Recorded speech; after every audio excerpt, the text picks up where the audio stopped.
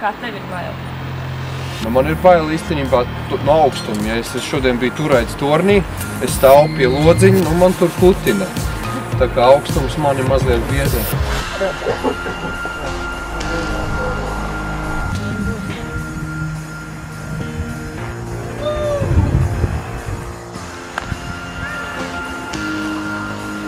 Kāds bija sajūta, vai šoreiz bija adrenalīns?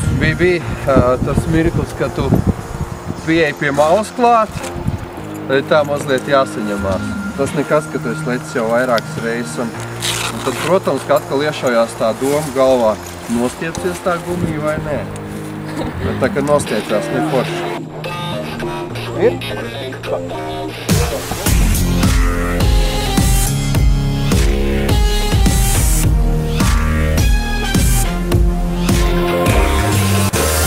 Tomas izstāsta par savām sajūtām. Tu biji tāds ļoti klusiņš.